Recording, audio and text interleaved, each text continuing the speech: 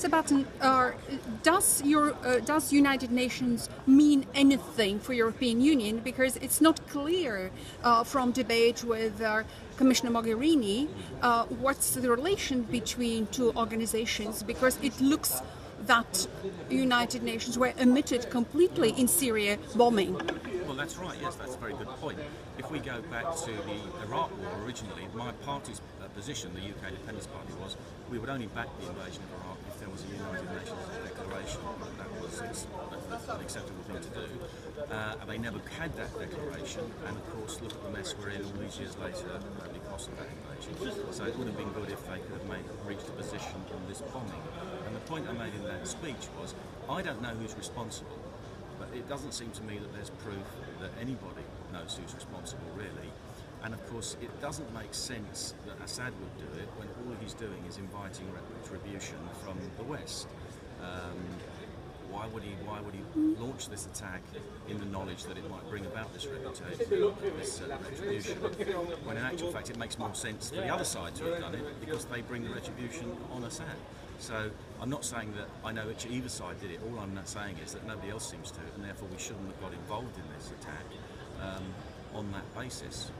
Mr. Batten, you said we don't know who did it, but why was such a hurry to bomb? Because it might have taken a few days for experts to arrive and to determine if there was a chemical attack at all. So how can you expect this hurry and this desire to show power policy from the part of Europeans and Americans? Yes, I don't fully understand what's behind this, why they launched into this attack so quickly when, as you say, they could have waited a little while to establish what proof there might be.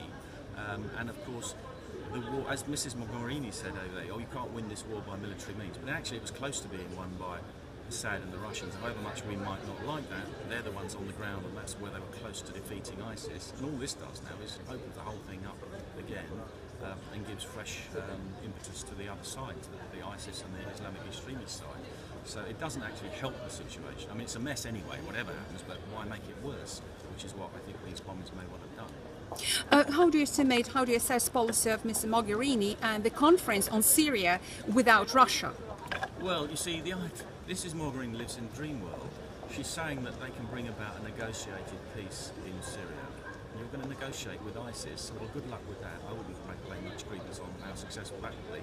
And then the EU is going to help establish a democratic state through negotiations in Syria. Well, a country that's never had a democracy, that doesn't really know what it is, you're suddenly going to negotiate one. Well, it didn't go very well in Afghanistan or Iraq or Libya and the other places that they've tried it, so why should it work there?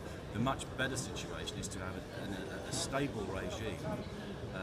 And none of these people are very palatable, but some are less worse than others, and the worst possible option is ISIS and the Islamic extremists. Assad, however bad he was as a tyrant, and he wasn't as bad as they were. We're coming to tyrants and Saddam, because the situation, many experts compare the situation now with bombing of Damascus with bombing of Iraq, and also this so-called chemical proof.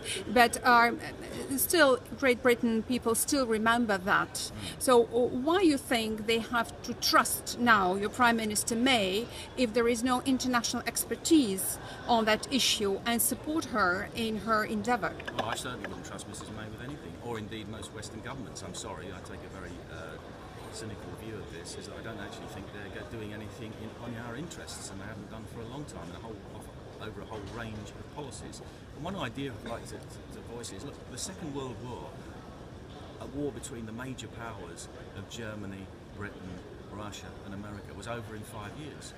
These wars drag on for years and years and years. If we really were serious about stopping them, the first thing that we should do is close down their lines of supply of weapons and ammunition. And that could be a conference between the major powers, Russia, China, the UK, all the people that sell them weapons, and actually find a way of not selling them weapons, so they find it much harder to kill each other, and you'd actually then have more of a chance for actually closing these conflicts down. What about European defence? Great Britain is willing to join European defence. So what is your take on that? Because for us it's not clear to what extent it's a democratic arrangement, because we have seen that President Macron, who promotes democracy today, hasn't considered necessary to consult his own parliament before taking action. Well, the idea of a European defence, which actually means a European army, is quite appalling. What's kept the peace in Europe since 1949 has been NATO, not the European Union. And the idea of a European army, we're going to trust the European Union to have a defence organisation. This is the organisation that gave us the common agricultural policy and the common fisheries policies and these other disasters, and now they want to meddle in defence. I think that would be a very dangerous thing to do. But of course what they're doing here is building a political state. They've got their own flag, their own anthem, their own central bank, their own government in the Commission, all the other attributes of a state. So what does a state need to be a state? It needs an army. Last question. If it's a state, is it a democratic state? No, how can it be? How can you have a democratic state where you have no